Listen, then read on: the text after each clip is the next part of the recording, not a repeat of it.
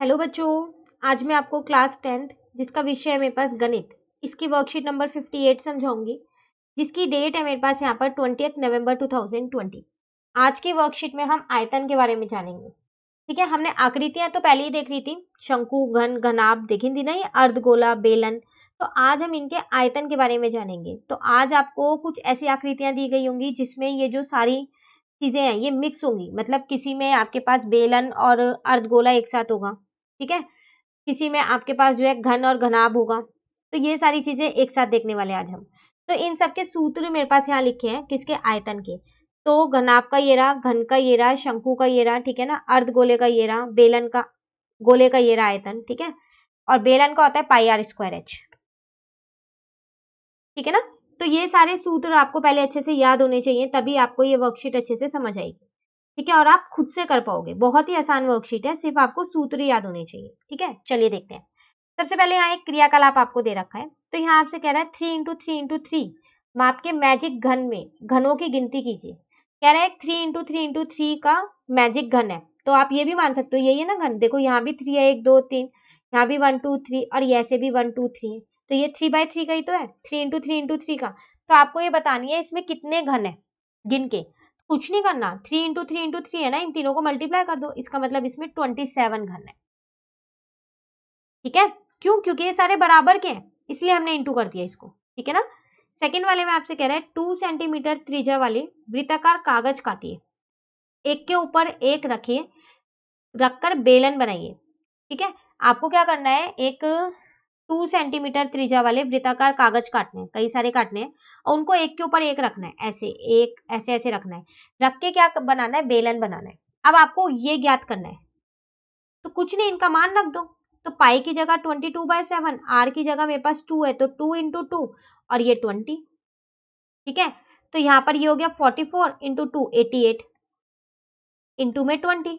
तो अब आप क्या करो, 88 को 20 से इंटू कर दो, तो आपका आ जाएगा 1760 अपॉन में 7। अब आप इसको 7 से डिवाइड कर दो, तो आपका आ जाएगा 251.42। ये आपका आंसर आ गया। ठीक है ना। तो ये थे आपके दो क्वेश्चन जो क्रियाकलाप में दिए हुए थे। चलिए अब हम अपने उदाहरण से स्टार्ट करते हैं।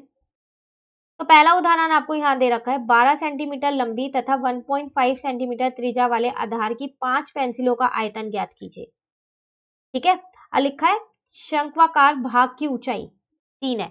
देखो आपको ना यहाँ पर एक पेंसिल की आकृति दे रखी है, और आपसे कह रहा है इसका आयतन बताओ, और एक का नहीं, आपको 5 का बताना है।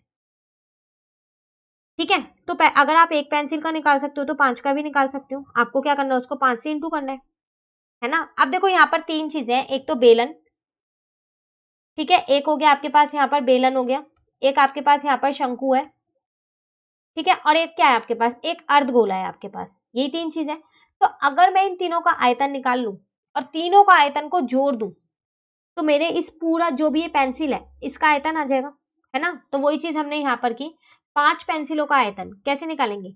बेलन के आयतन में शंकु का और अर्धगोले का आयतन जोड़ दिया, लेकिन ये एक का आएगा, तो मैंने इंटू 5 कर दिया, तो अब ये 5 पेंसिलों का आ जाएगा।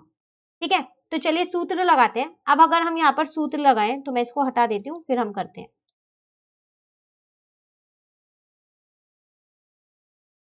तो देखो अगर हम यहाँ सूत्र लगाएं, तो बेलन का होता है मेरे पास पाई आर स्क्वायर एच।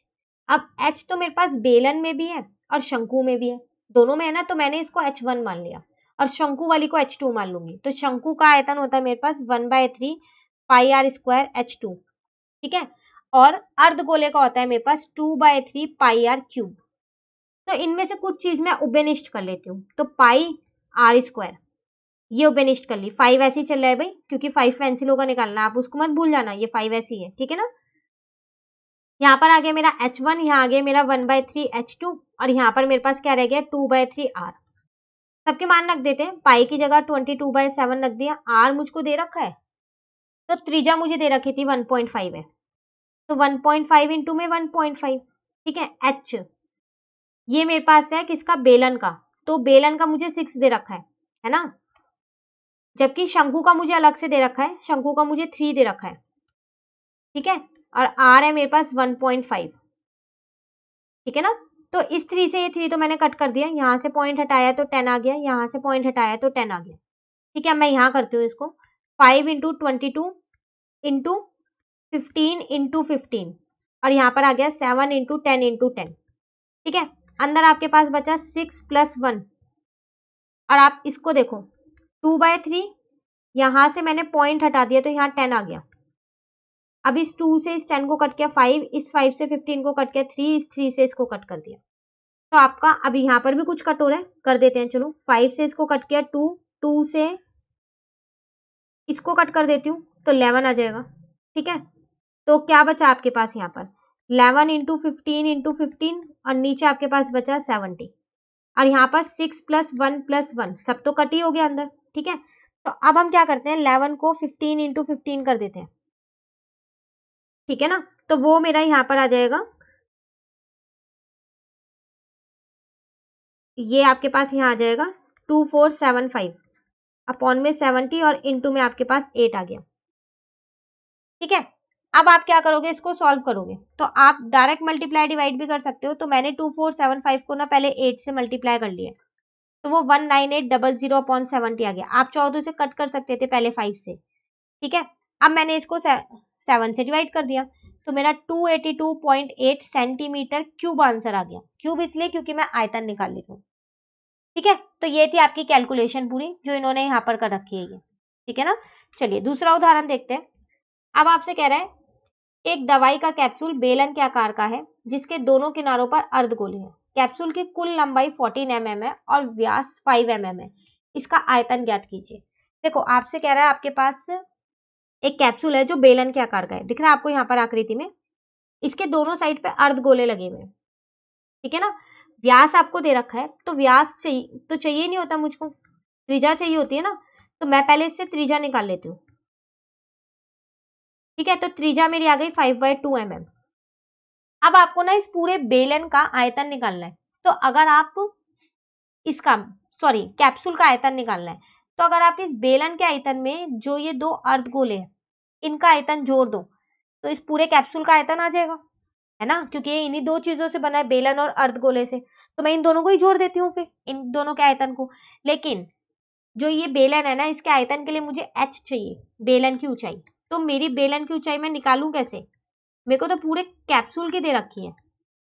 तो बेलन की ऊंचाई कैसे निकालूं, इस 14 में से जो ये कैप्सूल था मेरा कितना था 5, इसका व्यास 5 था ना, तो इसको हटा देती हूँ तो मेरी 9 mm आ जाएगी, है ना। तो मेरी यहाँ से बेलन की ऊंचाई आ गई। बस अब तो मैं आयतन निकाल सकती हूँ। तो कैप्सूल का आयतन कैसे निकालेंगे, बेलन के आयतन में दोनों अर्धगोले के आयतन जोड़ देते हैं। तो मैं यहाँ पर सीधा सूत्र लिख के निकाल लूँ, ये आप यहाँ से लिख लेना। ठीक है, तो बेलन का आयतन है मेरे पास πr² और 2 इंटू अर्धगोले का होता है 2/3 πr³ यही होता है। चलो कैलकुलेशन देखते हैं। πr² मैंने बाहर ले लिया है तो यहाँ मेरे पास h बचा। ठीक है, और 4/3 r बचा, यही बचा। पाई की जगह पाई 22/7 r 5/2 है।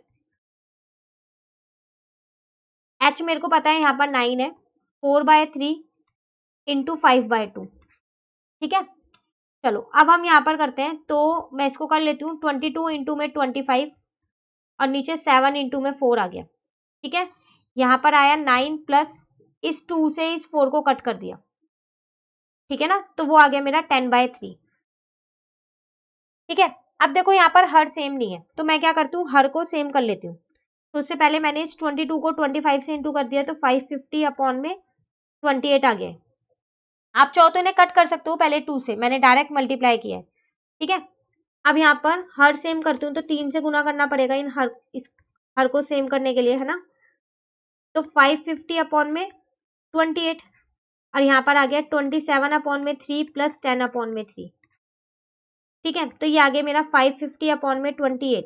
ठीक है ना, और यहाँ पर आ गया मेरे पास 37 अपॉन में 3। ठीक है, बस अब कुछ नहीं करना, आप क्या करो 550 को किससे 37 से इंटू कर दो। ठीक है, तो 20350 आएगा और 28 को आप क्या करो 3 से इंटू कर दो तो वो आपका 84 आएगा। अब आप दोनों को डिवाइड कर दो, किस किस को, 20350 को किससे करोगे आप 84 से, तो आपका आंसर आ जाएगा 242.261 सेंटीमीटर क्यूब आएगा। लेकिन ठीक है, यहाँ पर ये इंटू है और यहाँ पर आपको प्लस दे रखा है तो ये इंटू होगा। तो जब आप 19.64 को इंटू करोगे ना 12.33 से, तो भी आपका यही आंसर आने वाला है। ठीक है, तो ये थी आपकी उदाहरण 2 की पूरी कैलकुलेशन। चलिए आगे देखते हैं उदाहरण 3। आपसे कह रहा है एक बेलनाकार टंकी 8 सेंटीमीटर ऊंची है, जिसके ऊपरी भाग समान आधार वाले 4 सेंटीमीटर ऊंचे शंकु है। इस टंकी का आयतन ज्ञात कीजिए। देखो आपके पास ये एक टंकी है जो बेलन के आकार की है, इसके ऊपर ना जो ये ऊपर है ये शंकु के आकार का है। ठीक है, आपको इस पूरी टंकी का आयतन बताना है। तो टंकी दो चीजों से मिलकर बन रही है, एक बेलन से और एक शंकु से। तो मैं दोनों का आयतन निकाल लेती हूँ और जोड़ देती हूँ, तो मेरे पास पूरी टंकी का आयतन आ जाएगा, है ना। अब बेलन के आयतन के लिए आपको h चाहिए, तो उसका h आपको 8 दे रखा है, r चाहिए, r दे रखा है। ठीक है, उसी तरीके से शंकु के लिए आपको क्या क्या चाहिए, एक तो r, तो r वही है आपको लिखा है समान आधार वाले। ठीक है, और h चाहिए वो आपको 4 दे रखा है, सब चीज दे रखी है। चलिए तो मैंने क्या किया, जो ये मेरा बेलन था इसकी ऊंचाई को h1 मान लिया है और इसकी ऊंचाई को h2 मान लिया है, शंकु की ऊंचाई को h2 मान लिया। ठीक है, अब निकालें हम, तो आप यहां तक ही ऐसे लिखोगे। मैं सीधा यहाँ पर सूत्र लगा दूं, तो बेलन का आयतन होता है मेरे पास पाई आर स्क्वायर एच, तो मैंने h1 माना है तो h1 लिखूंगी।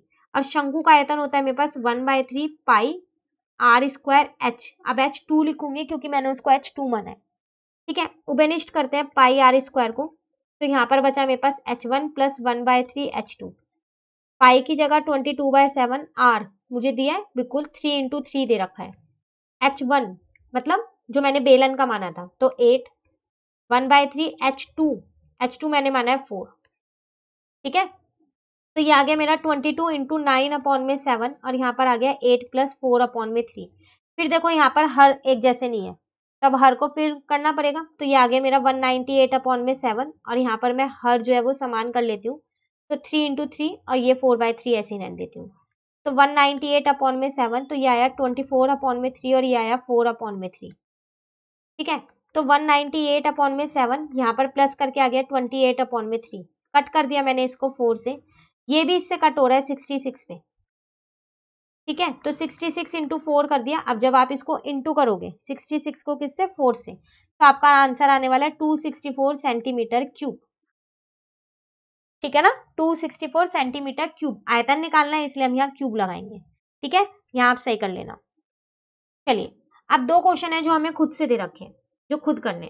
प्रश्न एक है आपके पास, यहाँ पर कह रहा है 16 सेंटीमीटर 12 सेंटीमीटर 10 सेंटीमीटर विमाओं वाले एक घनाभ से 2 सेंटीमीटर किनारे वाले कितने घन बनाए जा सकते हैं। देखो अब यहाँ पर आपके पास दो चीज है, एक घनाभ है और एक घन है।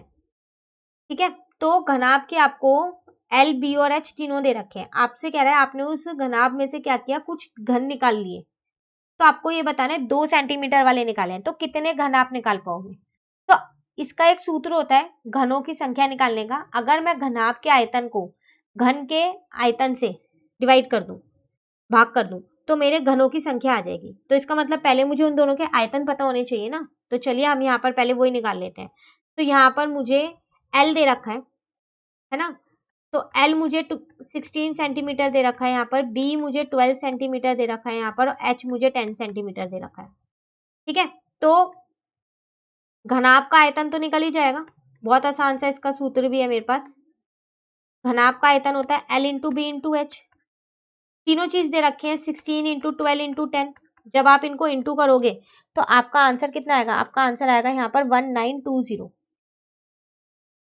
Centimetre cube.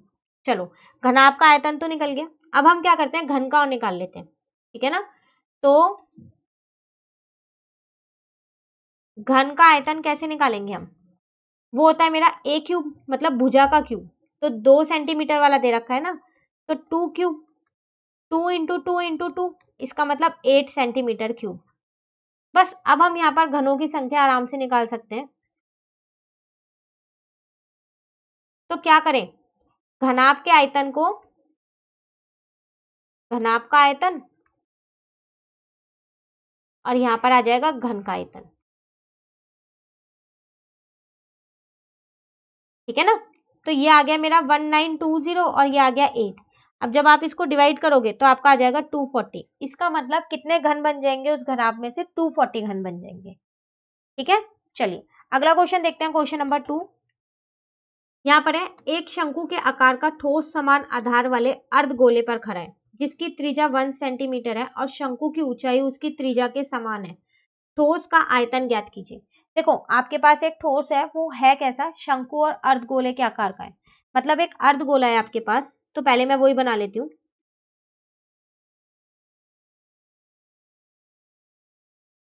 ठीक है, इसके ऊपर एक शंकु खड़ा है। आप पेंसिल और स्केल से बनाइएगा ठीक से फिगर। ठीक है, ये इसकी ऊंचाई हो गई और ये इसकी त्रिज्या हो गई, एच और आर। ठीक है, अब यहां पर आपसे क्या कह रहा है, इसकी त्रिज्या आपको दे रखी है। जो त्रिज्या है ना वो 1 सेंटीमीटर है और कह रहा है जो ऊंचाई है इसकी वो त्रिज्या के बराबर है, तो इसका मतलब ये भी 1 सेंटीमीटर है ना। अब आपको इस ठोस का आयतन बताना है, तो कैसे निकाले इस ठोस का आयतन। तो अगर मैं शंकु के आयतन में इस अर्धगोले का आयतन जोड़ दूं तो पता चल जाएगा इस पूरे का आयतन कितना है। चलो तो यहां पर लिख देते हैं ठोस का आयतन। तो वो कैसे निकलेगा, यहाँ पर शंकु का आयतन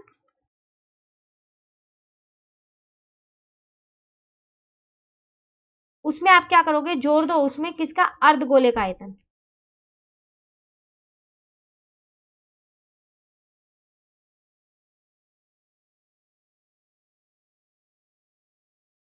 ठीक है, तो देखो शंकु का आयतन क्या होता है आपके पास, 1/3 पाई आर स्क्वायर एच, और अर्धगोले का होता है 2/3 पाई आर क्यूब।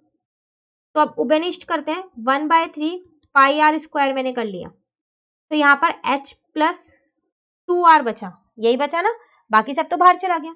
1/3 पाई की जगह 22/7 और r आपको कितना दे रखा है 1, तो 1 इंटू 1, h भी 1 है। ठीक है, 2r तो 2 इंटू में 1।